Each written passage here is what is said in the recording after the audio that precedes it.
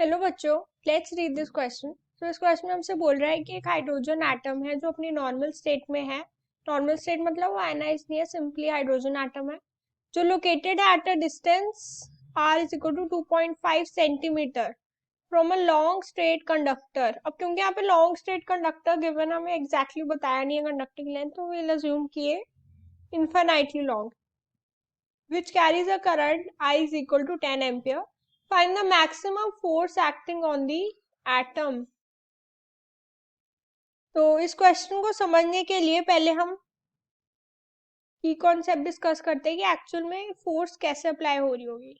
तो let's say ये wire है, इनफाइनाइटली लॉन्ग वायर, इसमें करंट फ्लो कर रहा है is equal to 10 ampere and here there is a hydrogen atom. अब क्योंकि हाइड्रोजन एटम नॉर्मल है तो जनरली हाइड्रोजन एटम में क्या होता है, एक प्रोटॉन एंड वन इलेक्ट्रॉन। तो लेट्स से यहाँ पे एक इलेक्ट्रॉन है एंड यहाँ पे एक प्रोटॉन है, तो ऑब्वियसली इसमें कोई डाइपोल मोमेंट होगा। ये हाइड्रोजन एटम के पास नॉर्मल स्टेट में कोई डाइपोल मोमेंट है म्यू। तो ये इस करंट कैरिंग वायर की वजह से यहाँ पे एक मैग्नेटिक फील्ड आ रही होगी, लेट्स से बी। इस मैग्नेटिक फील्ड की वजह से इस डाइपोल मोमेंट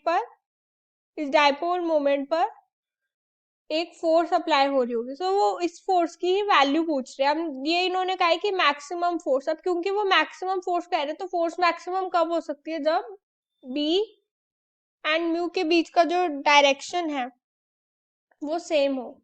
मतलब फोर्स मैक्सिमम कब होगी, जब mu direction between mu and B, जब इन्होंने कहा है कि फोर्स मैक्सिमम है तो इनका मतलब ये है कि जो म्यू और बी के बीच में डायरेक्शन है वो ऐसी होनी चाहिए कि मैक्सिमम फोर्स हो जाए। तो हम अज्यूम कर लेते हैं कि इनके बीच में जो डायरेक्शन है उसकी वजह से हमें जो मैक्सिमम फोर्स मिल रही है, कोई कंपोनेंट कैंसिल नहीं हो रहा और मैक्सिमम फोर्स हमें मिल रही है।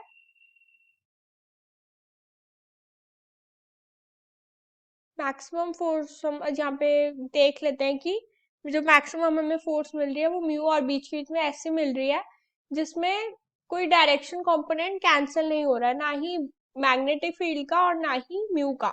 तो मैक्सिमम क्या फोर्स पॉसिबल हो सकती है, dipole moment dot D B by D R. ये याद होना हमें जरूरी है, इसको हम आगे सॉल्व करते हैं। सो सबसे पहले तो म्यू को सॉल्व करते हैं। म्यू क्या होगा, प्रोटॉन और इलेक्ट्रॉन के बीच में जो चार्ज है दैट इज 1.6। म्यू की क्या वैल्यू होती है, charge into distance. So charge is 1.6 10⁻⁹ into distance, जो अब फर्स्ट ऑर्बिट का डिस्टेंस है 52.9 पिकोमीटर होता है, वी नो दैट। तो इसको हम लेते हैं ये कि ये जो डाइपोल मोमेंट है वो इतना है यूनिट्स। ओके, अब हम b की वैल्यू देखते हैं। तो हमें पता है b due to infinitely long wire is 2 mu nought pi into I by are.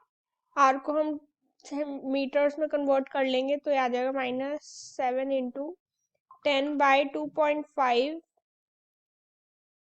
Into 10⁻²,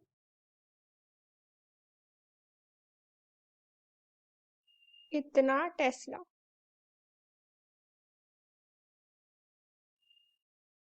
let's proceed. तो force will be equal to, अच्छा पहले हमें इसको सॉल्व करना होगा तो हम वैल्यू ऑब्वियसली पहले पुट नहीं करेंगे क्योंकि हमें इसको डिफरेंशिएट भी करना होगा। तो u0 इंटू 2 म्यू नॉट/4 पाई, अगर हम इसको डिफरेंशिएट करेंगे तो क्या आएगा, I/r²। अब वैल्यूज पुट करते हैं। 1.6 into 52.9 to 10⁻⁻19 to 10⁻12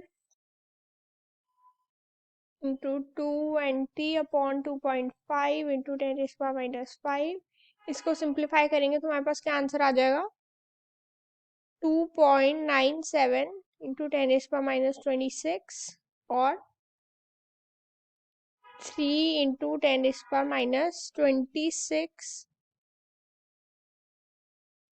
Newton approximately. क्या आएगा? 3 इंटू 10⁻26 न्यूटन। तो बस हमने इस क्वेश्चन में क्या किया, सबसे पहले हमने देखा कि की कॉन्सेप्ट या बता क्या रहे हैं कि फोर्स कैसे अप्लाई होगी, क्योंकि उसके पास एक डाइपोल मोमेंट होगा नॉर्मल स्टेट में। फिर हमने एफ मैक्स में देखा कि एफ मैक्स का फॉर्मूला क्या होगा।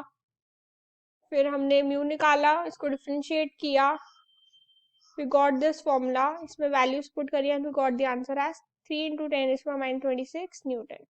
Hope you understood the answer. All the very best.